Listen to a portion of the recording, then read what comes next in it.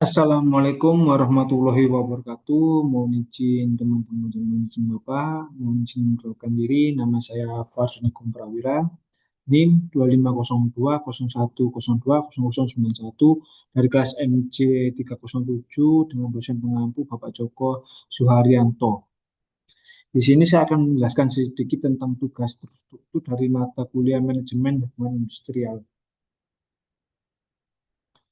Kita diberi case yaitu dengan soalnya sebagai berikut.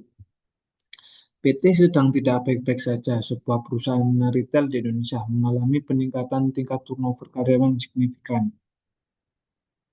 Banyak karyawan mengundurkan diri karena merasa tidak puas dengan sistem penggajian dan kurangnya perhatian terhadap keseimbangan kerja dan kehidupan work-life balance. Di sisi lain, perusahaan kesulitan merekrut karyawan baru karena reputasi yang buruk di kalangan tenaga kerja. Situasi ini menimbulkan kekhawatiran akan keberlangsungan operasional perusahaan. Yaitu cara mencegah masalah hubungan industrial yang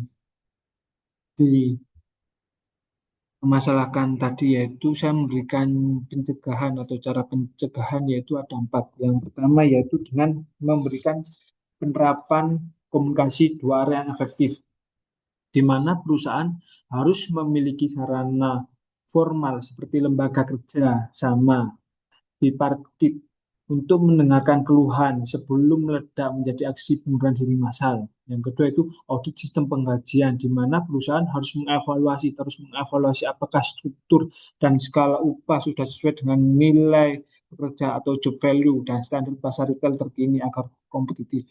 Yang ketiga yaitu program kesejahteraan yang terukur, di mana perusahaan harus mencegah isu-isu terkait tidak seimbangnya kerja atau work-life balance dengan mengatur jadwal kerja yang adil, memberikan waktu istirahat yang cukup, dan memastikan lembur dilakukan sesuai regulasi dan dibayar semestinya. Yang keempat, survei kepuasan karyawan secara berkala. Perusahaan harus mengidentifikasi tingkat kebahagiaan karyawan secara anonim untuk mendeteksi dini moral, oh, mendeteksi dini masalah moral sebelum turnover meningkat. Berikut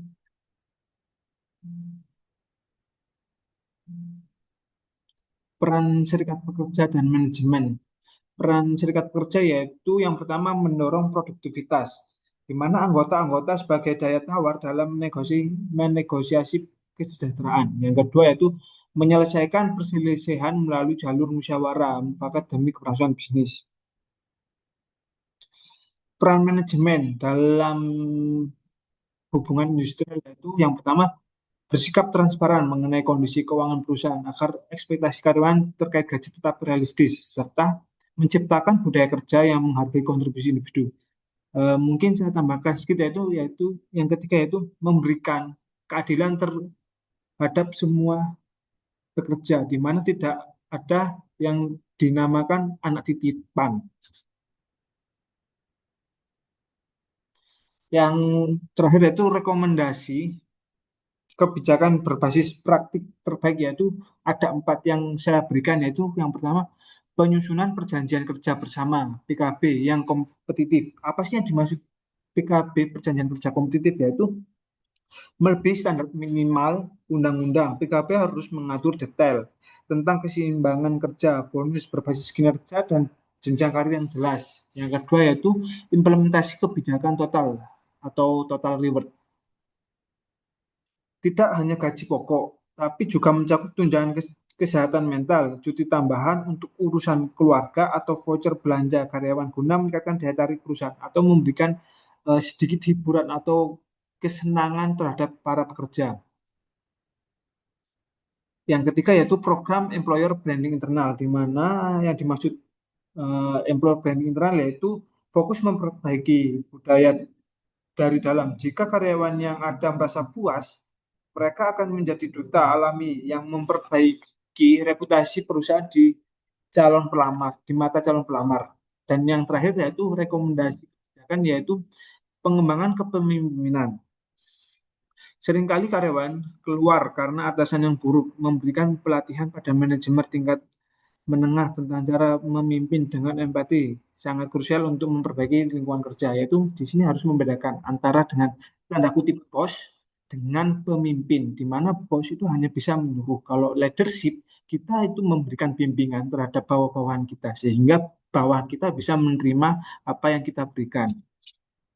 Jadi dari penjelasan saya tadi memberikan kesimpulan yaitu krisisnya PT sedang baik-baik saja berakar pada pengabaian kesejahteraan karyawan yang memicu tingginya turnover dan rusaknya reputasi perusahaan. Solusi terletak pada pemulihan hubungan industrial melalui dialog biparit yang transparan antara pekerja dengan manajemen,